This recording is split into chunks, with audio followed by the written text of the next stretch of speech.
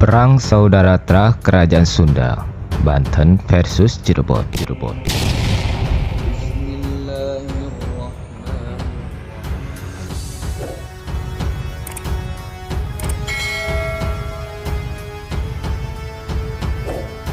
Berawal dari ambisi Kesultanan Mataram atau penguasa Jawa pada saat itu untuk menguasai wilayah Sunda terutama Banten dan Sunda Kelapa atau Jakarta saat ini, yang di dalamnya terdapat pelabuhan-pelabuhan dagang setelah sebelumnya Mataram berhasil menguasai beberapa pelabuhan di wilayah timur Jawa. Tidak bisa dipungkiri wilayah ini merupakan kawasan dagang yang sangat strategis, bahkan pada masa Kerajaan Pajajaran merupakan pelabuhan dagang internasional. Secara histori, wilayah Sunda Kelapa merupakan hak dari kekuasaan wilayah Banten setelah runtuhnya tahta Kerajaan Pajajaran. Kesultanan Mataram yang kala itu diperintah oleh Amangkurat I dan Cirebon dipimpin oleh Panembahan Girilaya yang merupakan menantu dari Amangkurat I. Cirebon yang merupakan kerajaan dan wilayah yang berdaulat, namun dalam kenyataannya Cirebon tidak bisa lepas dari bayang-bayang Mataram.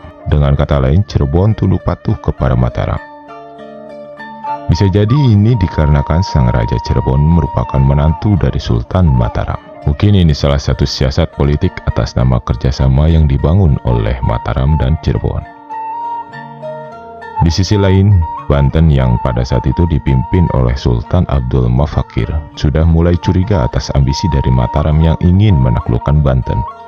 Melihat kekuasaan di Jawa yang semakin kuat dan mulai meluas ke wilayah barat yang tidak mungkin akan sangat membahayakan kerajaan Banten, Sultan Abdul Mafakir segera memperkuat pasukan perang dan armada laut untuk menjaga wilayah Banten dari serangan-serangan pasukan Mataram.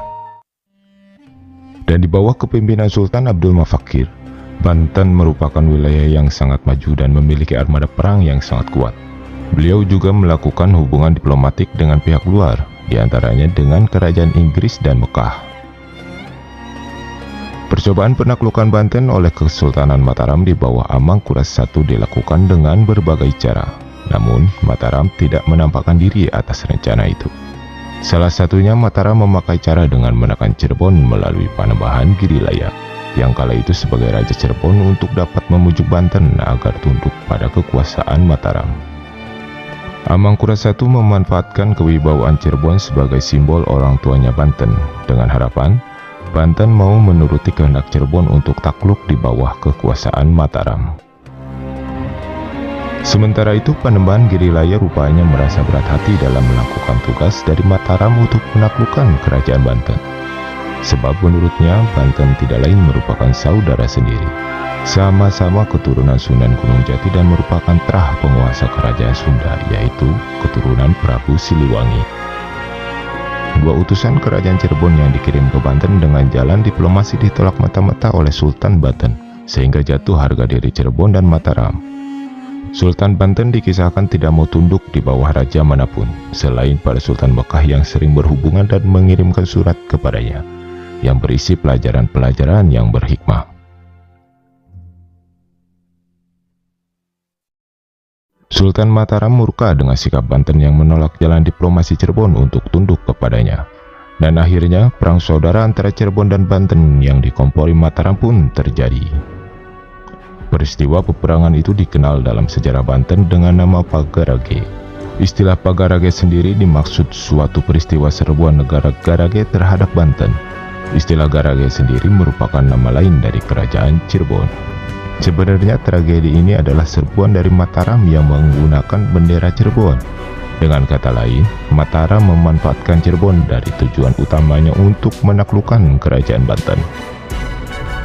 Dengan kesiapan dan kekuatan pasukan perang Banten yang dikenal memiliki armada perang yang sangat kuat, dan juga Banten memiliki banyak para ksatria atau jawara yang sakti mandraguna yang setia menjaga wilayah Banten, serangan pasukan tempur Cirebon dan Mataram pun bisa diatasi dan dipatahkan.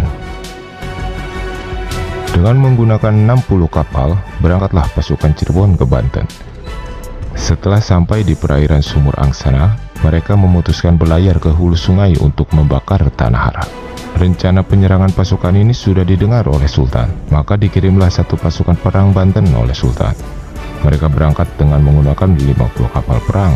Sultan pun menjanjikan hadiah sebanyak 2.000 real dan baju kebesaran kepada siapa saja yang sangat berjasa pada peperangan itu. Tibalah pasukan Cirebon di Tanah Hara. Senopati Panjang Jiwa sebagai panglima perang Cirebon bersama sebagian kecil pasukannya berlayar masuk ke hulu sungai untuk menyelidiki keadaan.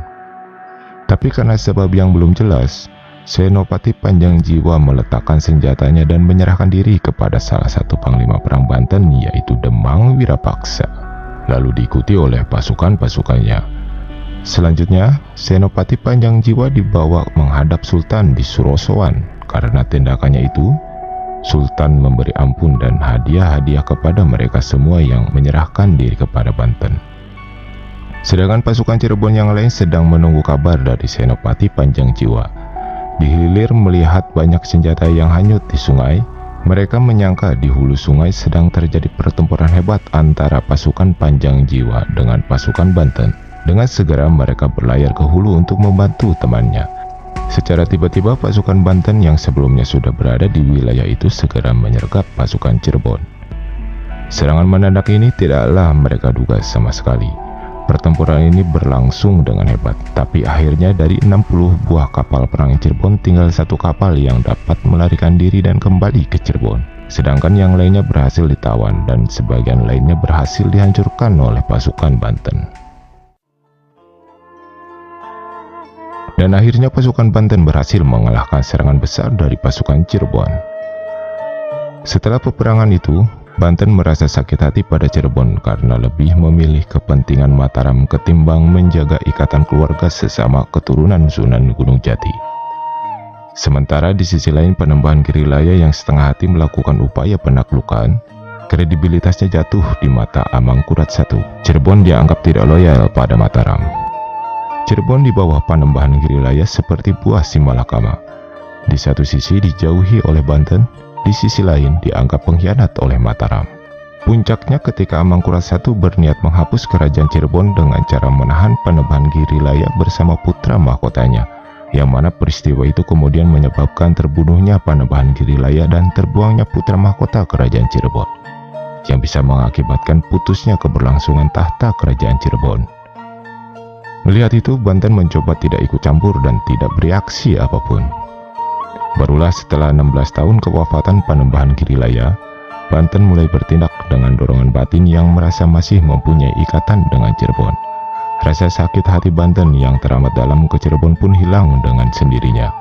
Banten melakukan pengawasan dan mengirimkan mata-mata atau telik sandi ke wilayah Mataram dengan maksud untuk memantau keadaan Mataram.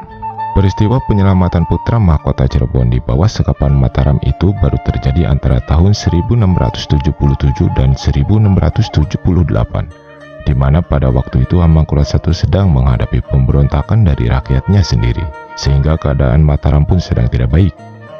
Melihat keadaan itu, Banten langsung memanfaatkan situasi dengan melakukan penyelamatan terhadap putra mahkota Cirebon yang disekap oleh Mataram. Misi yang dilakukan oleh Banten pun berjalan lancar dan putra mahkota Cirebon pun berhasil dibawa pulang ke Cirebon oleh pasukan Banten.